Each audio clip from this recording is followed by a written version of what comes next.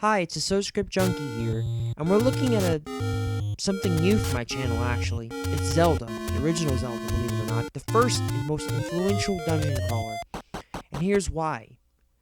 Behind me, or rather, on screen, I have some raw footage of me going through the first dungeon and just kind of going through the motions, I guess. But I'd like to talk about more what made it so influential.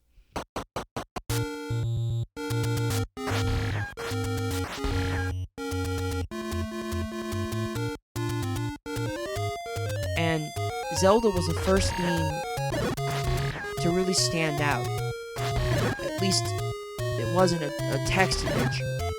What made it so influential and made it what the behemoth that it is today, and hardly even recognizable, was the addictive gameplay and the way it's written. The premise is pretty simple, pretty straightforward, but what really makes it a good game in particular is how much exploration this game has for being an 8-bit game.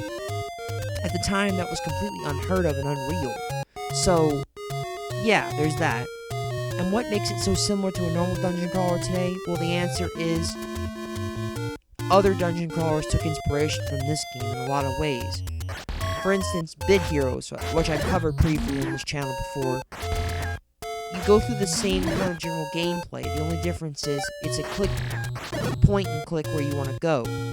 But here, I used an emulator in NES controller to control the Link, so endure the spazzing, I guess. What I'm trying to say is, you run through the dungeon like normal if you can ever get there. But while we're getting there, I'm going to go ahead and talk about partly what made this game so influential.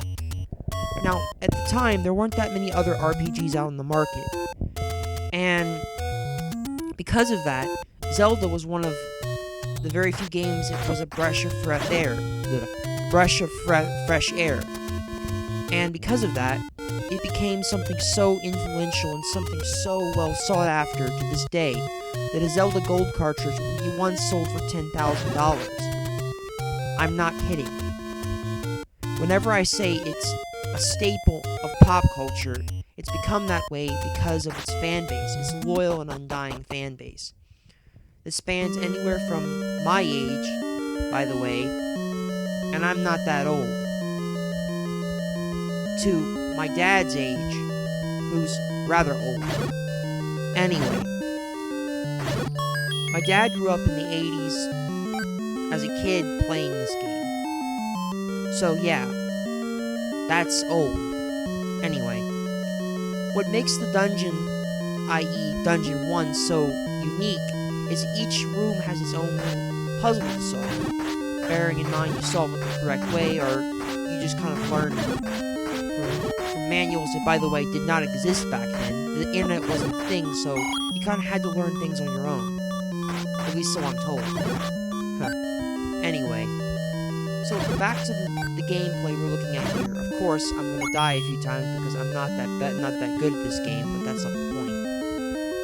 What I'm showcasing right now is the basics of how a dungeon works. You go in, clear one room, get all the collectibles. Sound familiar?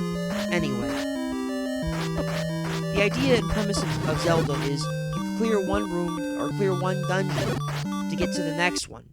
But the thing about Zelda, the original Zelda, that sets it apart from every other game in the history of games in the Zelda series, is it's non-linear. You can clear almost any dungeon anytime you want to, over and over again. In fact, I don't showcase this here, but clearing the first dungeon was a bit of a chore for me, so there's that. So it is a complex game, and it does have some strategy involved. But you gotta remember something. Back in its day, this was all the rage, and it was top-notch graphics. Remembering that, and remember the fact that it had challenging gameplay for its time, considering most games were side-scrollers or beat-em-ups, stuff like that.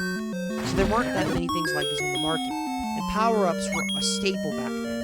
So getting the time stop like I did was a phenomenal thing, especially the fact that it seems to always give it to you during the end of the battle, which stops all the enemies as long as you're in the room. I'd like to add, which is a nifty little feature. If you haven't noticed something, Link can only shoot his sword like that whenever he's at full health. What you're going to notice at the end of the dungeon, which I'm not going to spoil too much, but you get another heart. Why that's important, I'll explain that in a minute. We're going to go through the dungeon as we go through, and we're going to kind of explain the mechanics behind it. What happens is you have an enemy in every room. As long as you don't kill all the enemies in the room, they don't respawn. They'll respawn in you. Kill all the enemies in the room. And every once in a while, they have an occasional time to drop power-ups. Why this is important is because, well, and now because it's easy to sometimes farm enemies to get hearts back. And I just picked up the map for the regional dungeon, telling me where all the floors are at, where they all go, that kind of thing. Later on, I'll pick up the compass, but that's not the point. That tells me where the boss is at. Simple enough, but the concept we never thought about is actually quite complex. When you think about it, for its time and its ingenuity, it's actually rather well done. You have a simple save, start, and continue, and retry. Retry being starting the whole game over. Yes, by the way, I'd like to add something. There's many different ways to play Zelda. Many different ways. You can play it without a sword, you can play it with only one life. You can do whatever you want with it, but there's many different types of runs and different types of goes on Zelda. And everything has its own unique spice to it. And because of that, you'll see that it became influential because of its playability. Replayability is more I'd like to add. And because of that, so many people have flocked to it and play it to this day. It is not, if not the most played game of all time. Especially when it comes to the dungeon crawler genre. And yes, I am calling it a dungeon crawler, not an RPG. Because RPGs generally have you managing stats and stuff like that. This does not. This has you going through dungeons to get items. Which is basically what dungeon crawlers are making you do. Pick up loot, level up, that kind of thing. In this case, leveling up is getting you hearts.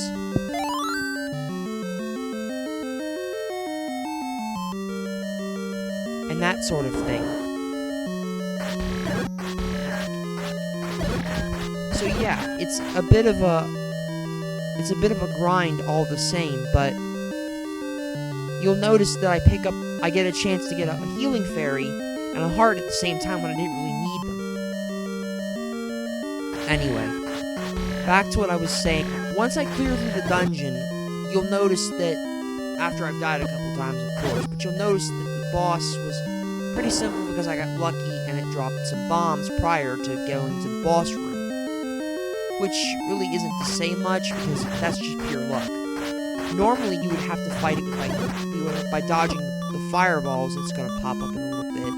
But that's not really relevant here. I guess it's just a side note. So that makes the game a little more challenging. The randomness of the drops is also part of Dungeon Crawler's genre. It's always been a staple, and now you understand where it comes from. You'll see in a minute, as I'm getting the boomerangs, I almost got the boomerang from that room with the boomerang lobbing enemies. I had to go back because I accidentally slipped up and pressed the wrong button on the controller. I blame that on faulty controllers, maybe my reflexes are slow, I don't know. But I go back to the dungeon, as normal, clearing the floors and stuff like that. Not doing anything out of the ordinary, until I get the boomerang. You'll notice the boomerang does something interesting, which is stuns enemies, which is very good, because you can stun bosses, all kinds of stuff, and each boss has their own trick. If this video has shown enough likes and support, I'll do another follow-up video. I'd also like to add where I've been all this time, if anyone really wants to know. I've been dealing with a bit of a sickness in my life, and I've been kind of sick lately, so there's that. And I'm working on getting better and putting out more content, so that's a thing. Other than that, I'd like to talk about what direction I'm planning on going on with my channel. I'm planning on going in and starting to focus on more dungeon crawlers, maybe not in the 8-bit genre, but I'm going to keep them in the 2D genre. That's where I'm going with my channel genre. For now, I'm showcasing one of the greatest dungeon crawlers of all time by my own standards.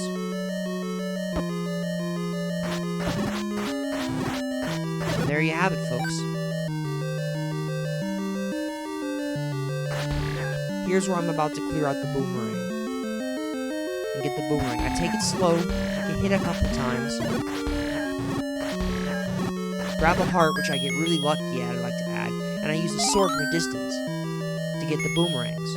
I got really close to getting hit with the things, but I got lucky, and I got to, get the kill off at the last minute. Grabbing the boomerang and the bomb, switching the boomerang instantly to go into the next room. I test out the boomerang just right there a second ago.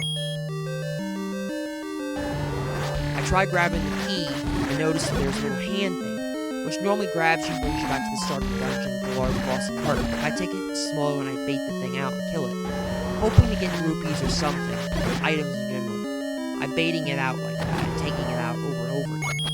But like I said, I repeat, it takes you back to the beginning of the dungeon and use a heart. It's what they're supposed to do, but you can bait them out, and you'll notice in a little bit I use the boomerang to stun them to get two of them to pop up. See? Right there. Baited it out, and I used the boomerang to collect the rupees I actually got stuck in the wall. So, that is their feature. They can collect items as well.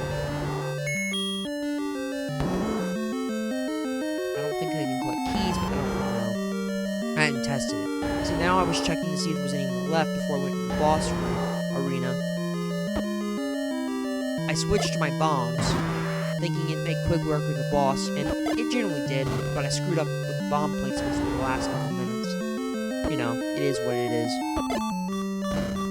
So, here I am in the dungeon, instantly getting hit by the dragon's blast that I talked about dodging earlier, getting pushed back and using the bomb too many times, because I don't know, I screwed up on the placement, realizing I couldn't stab the center of it.